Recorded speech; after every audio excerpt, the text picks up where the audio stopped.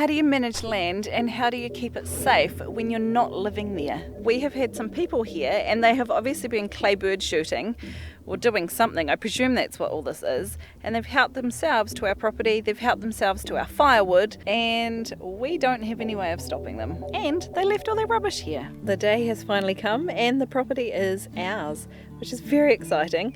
It became ours on May the 4th, which will be a date that we will probably remember forever because we are Star Wars fans. So May the 4th be with you. We'll stick in our memories. So we will always remember that that is the day that we took possession of our new property. We have been here this morning and I have spent the morning spraying the gorse right along the edge of the driveway on both sides and the wee bits that stick up into the edge of the driveway over there. A lot of that is actually native trees, these ones here that are a wee bit taller. Obviously behind there are some pine trees because there's forestry next door. There's an understory under there is a whole lot of gorse and a whole lot of it has regrown along the bottom as well. Obviously ideally we wouldn't be spraying any toxins into this new spot, but unless you've actually dealt with gorse, you have no idea how invasive this stuff is. So unfortunately we are spraying it and we are using a horrible spray, but it's really effective against the gorse, and what we want to do is re-establish native bush all the way along there. So short-term pain, long-term gain hopefully. So one of the things with buying new land is having to wait. This has taken us a couple of months from when we first put in the offer to when we could actually take possession. And something about waiting is really hard. What do you got? Rocks. Yes, rocks. But as Jess from Roots and Refuge so eloquently puts it, she suggests that you turn your waiting room into your classroom. And so that means that while you're waiting for the fulfillment of your dream, to spend that extra time that you do have learning skills and taking the time to develop your abilities. So that when you do finally get what you're after, that you have the skills and the abilities and the knowledge to get on and get it done. Gee whiz! What have you guys been doing? I built a bridge. I've been distracting Jada by playing with ducks. Well, pine cones. Playing with duck pine cones. Yeah. And you've been making a bridge. That's awesome. Food, okay. No, you need more food. This is where we want to eventually put a pond. And now we have a bridge over it. Oh, and a house. Yeah. That's so cool. While we've been waiting for this place to finally become ours, I have spent a lot of time, one, learning, because I think you should always be a student, but also two, a lot of planning, a lot of scheming, and we just couldn't get here and actually do anything until we officially owned it, which has been really frustrating for me, because every time we come to visit, I see the little baby gorse growing and growing along that fence line, and I just want to get on top of it before it flowers and throws more seeds everywhere. So it's been really exciting to actually finally have the time to be able to do that.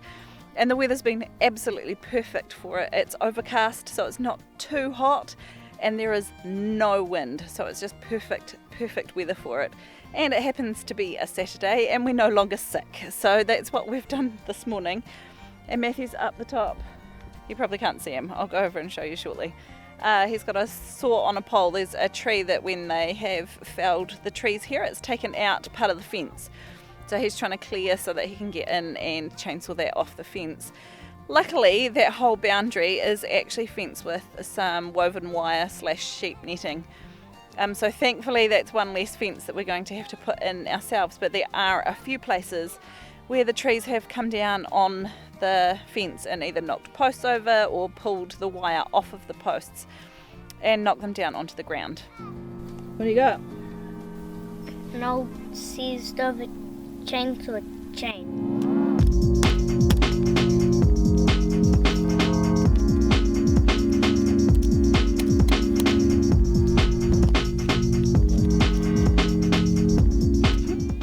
Jada is singing London Bridge is falling down, but at the end, instead of My Fair Lady, he sings Let's Go Faster.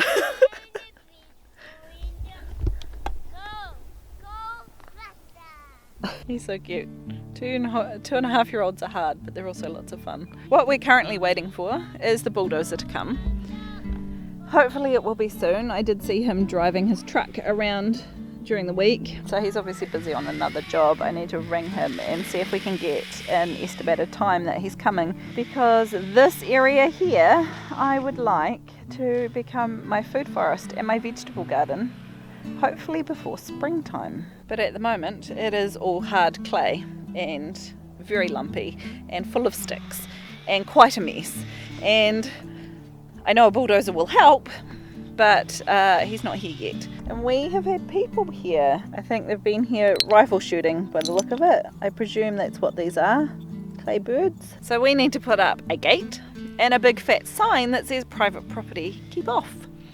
If you know of any good cameras that can run hopefully from batteries or solar that aren't too expensive, can you let me know about them in the comments below, because we're going to get some for the gate once we get the gate up, just to try and discourage people from coming and doing things like that here. We can't bring any of our stuff here until we have secured the gate so that people can't get in and nick it. We have got a massive 40-foot shipping container which we plan on sitting here full of all our stuff, but again I don't want to bring it here until we know that others aren't coming here while we're not here and helping themselves to our stuff, because somebody's been here with a chainsaw and help themselves to a whole lot of our wood as well. Well, I mean, I guess people just look at this and go, empty section, no one's here, and just do whatever. Yeah, pretty much. So there's this massive one. Oh wow, that's a big tree. But the fence is fine along there. Yeah. That is quite the large tree.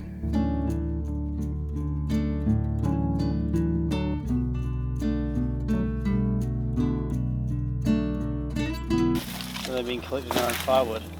They're collecting the nice pile of firewood, I think, of the easy to access stuff at the top of the gully. Oh, so they're stealing our stuff. So we need to get a gate up. Is this pine tree still alive? Maybe. I think it is. It's still in the I think ground. they've just shoved it over. What's that? I think they've just shoved it over. Like its roots are still... Yeah. My mum and I came out during the week and bought some little flags, and we've tried to start marking out roughly where we want the house to go and where we want the cabins to go and where we want the music studio and the garage to go. And we've worked out that our house comes all the way along here, and that will be our view from the lounge. And you can't maybe see that so well, but there's the island out there and we can see the sea. And it's always so disconcerting looking at the size of the land when there's no constraints or fences around it versus the size that we want our houses to be.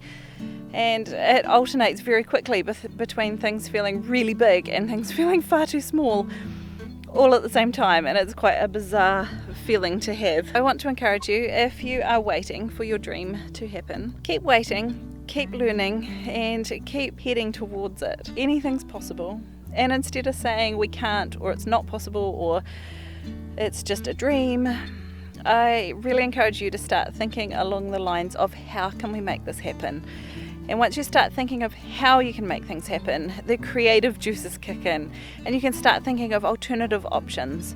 Maybe it might be that you decide to go off grid. Maybe it might be that you decide to rent somewhere or rent your house out, and maybe you need to start a business. Maybe there's something that you need to do that you're not thinking of just yet. I trust you have enjoyed our little jaunt around our new property together. I will see you in the next one.